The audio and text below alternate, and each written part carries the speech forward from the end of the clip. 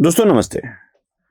महाराष्ट्र में हो रहे म्युनिसिपल कॉरपोरेशन के चुनाव में जो भी कुछ नतीजे सामने आ रहे हैं या जो भी कुछ स्थितियां सामने आ रही है उससे उद्धव ठाकरे का खेल और भी बिगड़ता चला जा रहा है। उद्धव अपने आप को अकेले पा रहे हैं। शरद पवार उनका साथ नहीं दे रहे हैं। कांग्रेस ने तो उनका साथ कब का छोड़ दिया है। यहां तक कि उनके भाई राज ठाकरे उनके साथ आए, वह भी उनके साथ कुछ चालें करते नजर आ रहे हैं। ऐसी खतरनाक चालें जो उद्धव ठाकरे के लिए बहुत ही मुश्किलें पैदा करने वाली है। मैं एक बात उदाहरण के तौर पर आपको बता देता हूं। कल्याण डोंबिवली म्युनिसिपल कॉरपोरेशन में जो मुंबई से लगकर है, खास करके एक बात और बता देता हूं, उद्धव ठाकरे के लिए डोंबिवली ससुराल है।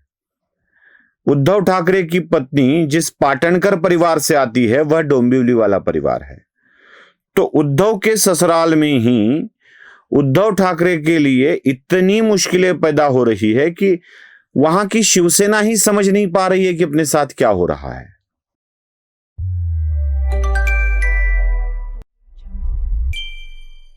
मनोज घरत जो महाराष्ट्र नवनिर्माण सेना के जिलाध्यक्ष है वहां के, तो मनोज घरत ही अपना नामांकन वापस ले लेते हैं और उसी जगह पर महेश पाटिल जो भारतीय जनता पार्टी के हैं वो निर्विरोध चुनकर आते हैं। राज ठाकरे का जिलाध्यक्ष मनसे का नेता अलायंस कर लेता है, वहां से अपना नामांकन दर्ज कर लेता है, सीट अपने पक्ष में ले लेता है और विड्रॉल कर लेता है और बीजेपी के लिए वो सीट निर्विरोध आ जाती है। मैं अकेले कल्याण डोंबिवली म्युनिसिपल कॉरपोरेशन के सीटों की इंफॉर्मेशन आपको दे रहा हूं, जिसमें लगभग 21 सीटें निर्विरोध चुनकर आई है। इस 21 में से भारतीय जनता पार्टी ने 15 सीटें जीती है और सेना ने 6। अब 21 सीटें अगर निर्विरोध चुनकर आती है तो रिजल्ट क्या आने वाला है इसका अंदाजा हमें लगने लगता है। कम से कम 10-12 सीटें तो ऐसी है जहां से मनसे ने विड्रॉल कर लिया है। मनसे उद्धव के साथ है, क्या भारतीय जनता पार्टी के साथ है? मैंने पहले ही कह दिया था कि राज ठाकरे ट्रोजन हॉर्स ठहरने वाले हैं उद्धव ठाकरे के लिए।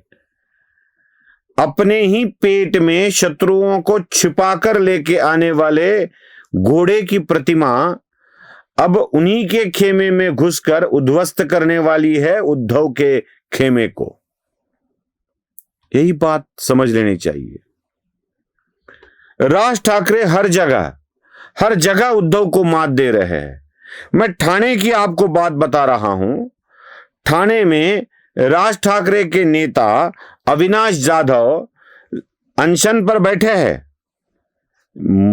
मांग यह है कि हमारे लोगों को धमकाया गया। अरे भाई, महाराष्ट्र नवनिर्माण सेना का सैनिक धमकियां लेकर कैसे चुप हो सकता है? कैसे बैठ सकता है चुपचाप? 7 जगह पर शिवसेना निर्विरोध चुनकर आई है ठाणे में। अब कल्याण डोंबिवली, ठाणे, पनवेल, भिवंडी, ये मुंबई के इर्द गिर्द के सारे शहरों में क्या स्थितियां हो रही है मैं आपको आंकड़े दिखाता हूं। कल्याण डोंबिवली में 21, जिसमें बीजेपी 15, सेना 6, पनवेल में 7 पूरे के पूरे बीजेपी, ठाणे में 7 पूरे के पूरे सेना, भिवंडी में 6 पूरे के पूरे बीजेपी। सेना और बीजेपी मिलकर कल्याण डोंबिवली, पनवेल, ठाणे और भिवंडी 4 मुंबई के एमएमआर रीजन के 4 म्युनिसिपल कॉरपोरेशन में इतनी सीटें जीत चुकी है। पहले ही जीत का डंका बज गया है। क्या इसमें मनसे का साथ है? क्या इसमें उद्धव के लोग भी, उद्धव के उम्मीदवार भी अपना नामांकन वापस ले रहे हैं?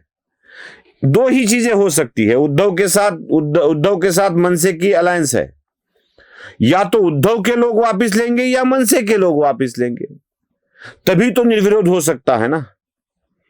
अगर कहीं जगह कांग्रेस या एनसीपी के साथ अलायंस है शरद पवार वाले, तो वहां पर वो भी वापस ले रहे हैं।